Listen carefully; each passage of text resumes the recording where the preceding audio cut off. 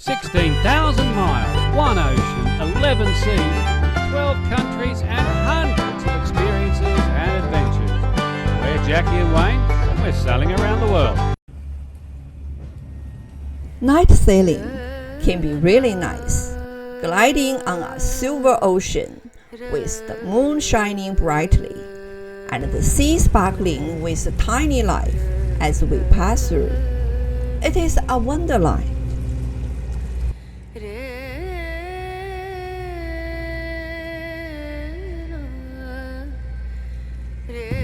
It can also be scary on nights where there is no moon and there are clouds. You can't even see the front of the boat. When there is wind and waves, you are thrown around and can just hold on. The hours until dawn pass very slowly at these times. We are going to sail overnight from Cyprus to Turkey. And I'm glad that there will be our last overnight passage for maybe a year.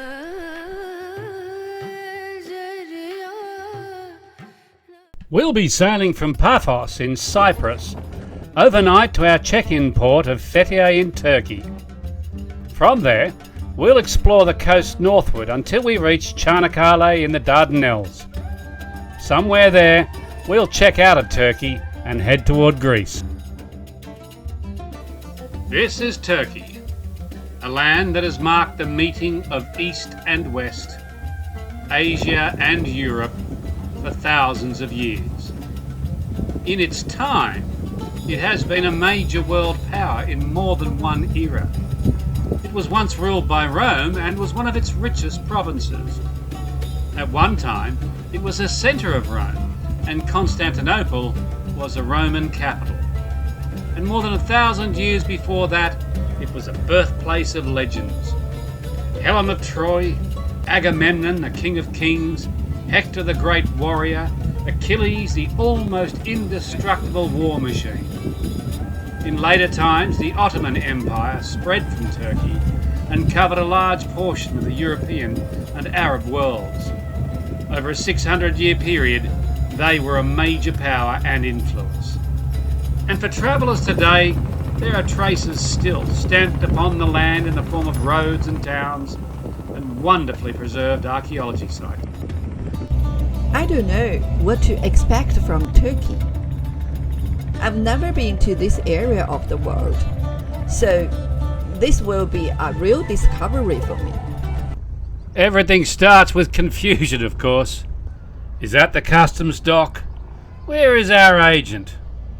What do we do now?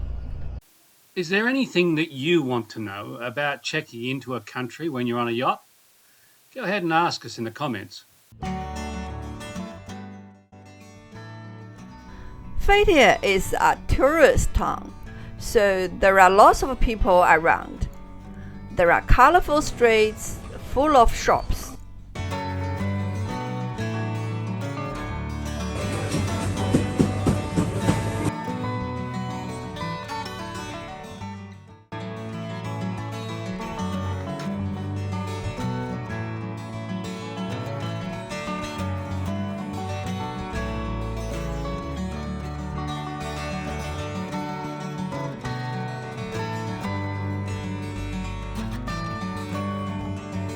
Cyprus, we bought. There you are.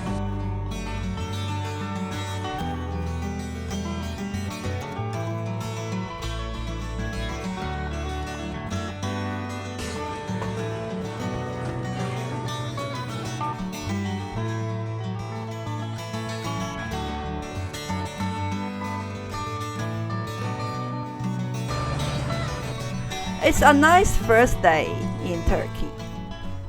One of the things that we have to learn to do in Europe is to med more.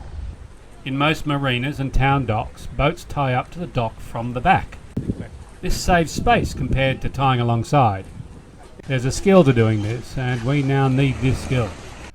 Also, in places like Turkey, the water is too deep to free anchor, so it's very common to drop the anchor in shallower water and back up until you can tie off to the trees or rocks on shore. This is not easy with just two on board, and if there is wind, it can be just plain dangerous.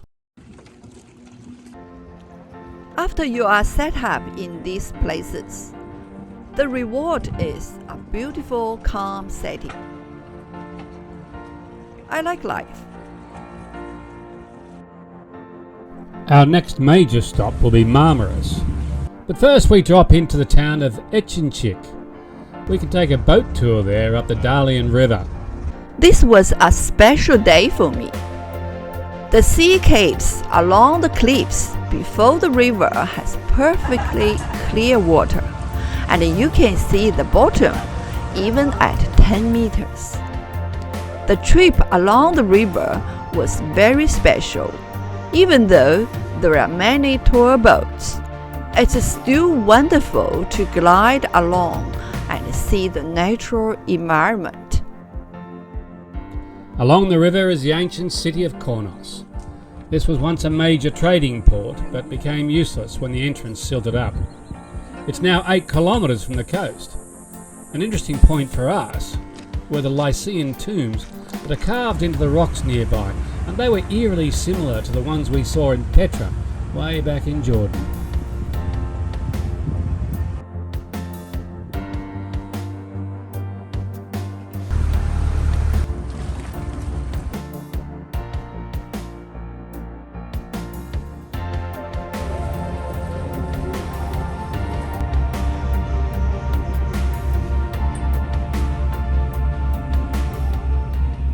Not far along the coast from Ep2, we come to Marmaris. Marmaris, only 30 years ago a sleepy fishing village. It now swells with up to 400,000 in the height of summer. This is a city where there are statues of even the tourists.